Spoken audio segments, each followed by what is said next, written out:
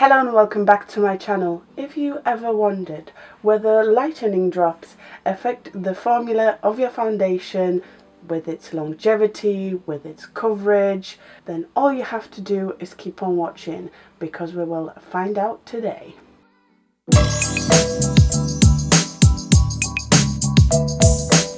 Just like with my foundation wear tests, I'm going to put this down and read the claims of this product. I bought this on Beauty Bay, so I'm just going to read it what's on Beauty Bay. It is £6. Let's read the description. A lightening mixer for correcting two dark base products. Customize your base with Revolution Pro Foundation Mixer Lightening. This ultra-lightweight, water-based formula blends seamlessly with foundations, tinted moisturizers and concealers, so you can achieve the perfect skin true match throughout the year. The fact it says water-based, in my head, obviously this is like water, but it's got suspension in it, it's got like glycerin in there, and it's formulated differently, so surely it affects the formula. Not only does it lighten it, but it has side effects, surely. But we're going to find out today. I understand there's different types of foundation lightening drops and products. Sometimes they come in a cream form. Maybe in the future I'll test those out as well. If you have any suggestions of products that you would like me to test out, whether it's a lightening drop, whether it's a foundation, just anything, leave your comments down below. But let's zoom in and let's get started. So I thought the best way to be able to see the difference between whether it does affect the formula or not would be to have the foundation by itself on one side and then with the lightening drop on the other side. But obviously my face would not match, like the two different sides of my face would not match. So I think next best thing is to use the lightening drops on one side, and then with the other side I will lighten my foundation with a very light concealer. I will put some snippets of my initial foundation wear test from this product. I will also link it up here in the cards so you can check this out. Oh yeah, I failed to mention the foundation I will be mixing my products with is the Revolution Conceal and Hydrate. I really like this foundation. It was a hit. The shade is a little too dark. I'm going to take 2 pumps just to be sure. You can tell how much I love this because I'm running low. No fragrance, so I can tell you already, if you have yellow undertone, this will not be it, sis. This is very, very pink. It has a very pink undertone. And I'm going to add 2 drops. Makes sense. 2 pumps, 2 drops. I always like to take a back of a brush to mix my foundations with. Oh yeah, it's definitely lighter. Not a lot, but you probably could add even more. I'm going to add 1 more drop. This is an even further adjustment. Again, I do think that it's gradually getting more pinkier undertone. That doesn't bother me. I am neutral, leaning pink undertone, so it should be fine for me. But again, if you have yellow undertone, you might struggle. Alright, let's put this bad boy on. I'm using a sponge because this is my favorite way of applying this foundation.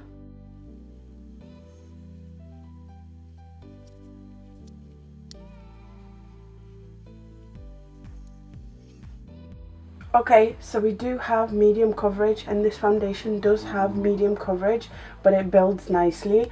I'm going to let this sit for a minute and then we can build. So far, yes, it is lightened. It looks exactly the same, I would say.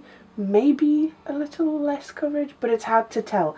If I'm able to build this to a full coverage, then the formula hasn't been changed. But if I'm not and it's going to stay medium, then it affected the coverage. Whilst I'm waiting for this side to kind of set a little bit, I'm going to make a new concoction. I'm taking a lighter concealer. This is L'Oreal Infallible More Than Concealer. And I'm actually going to use a different side of my sponge. It does end up with a slightly better coverage because obviously it has that concealer in there as well. I really wish I could use the foundation by itself, but it would be such a drastic difference. And I've actually lightened this a little too much. Let's try this. I need to mix in a little bit more of my actual foundation. Okay, this side of my face is set already. Let's try and build. It builds just like the original Fomula without the lightening drops, which is nice. The side with the concealer only needed one layer, but it makes sense. The concealer would have added extra coverage. I have a spot on my neck and it's hurting so bad. Having acne prone skin is not fun whatsoever. Oh, speaking of which, I hope it doesn't clog my pores. This is the side with the foundation mixed with the concealer in comparison to my bare face. And here's the snippet from my original video, one layer of the foundation on that side of my face. And this is the side with the foundation mixed in with the lightening drops. And again, here it is. This is a clip from my original testing video. So I guess straight off the bat, concealer side seems to have more coverage, so I like it a little bit more. But this isn't bad. It did its job. It lightened the foundation. It didn't alter the formula too much so far. We don't know how long it's going to hold. I do powder this foundation down, but I need to do my concealer, my bronzer and everything else, and then I'll come back to show you the powder application because I reckon you'll appreciate that. I did my cream bronzer, I did my concealer, and I can tell you this side of my face does not really want to set, and this foundation for sure, even though it's hydrating, even though it's like illuminating, it does set a little bit. I really like how it's set because it's more matte than I expected, but I really like that. I think this might not be as radiant as people expect it to be. It does affect the formula that way. This is more true to what actually happens. It's still creamy, but it has like this sort of matte finish. This is definitely a little bit more dewy than it initially is. Let's set this because it's going to end up very, very creased. I'm using my RCMA no color powder. I love using this. And then I take a little bit to put on right here in the center portion of my cheeks. I'm going to powder my chin, my nose, and my forehead. This foundation can take overall powder. It doesn't end up looking very, very dry. I powder in the center of my face and then I take a fluffy brush to fluff the excess amount all over the face. So far the two sides look very, very similar. This side is a little bit more matte. It's 10 to 10, so 10 o'clock. Let's start this wear test on a 10 o'clock and we shall see what happens throughout the day. Let me finish my makeup off and I shall be with you in a little bit. My regular spot to make check-ins. This is my face after 1.5 hours. This is the concealer side, so the regular side, and this is the liquid drops, the lightening drops. Have I got a filter on this? How do I take filters off? Is that a filter? Or do I just look so good? No, I think I have a filter. Okay, take two. I took all of the like smoothness off that I possibly could off my phone. As we can see, there's like cakiness around my nostrils. That does not look good. Same here though. But overall, I really, really like it. So far, it hasn't changed that much. Longevity is a little compromised with the concealer and the liquid drops. As we can see, it's slowly rubbing off on my jaw, whereas in my initial wear test, it doesn't. It does hold really, really well.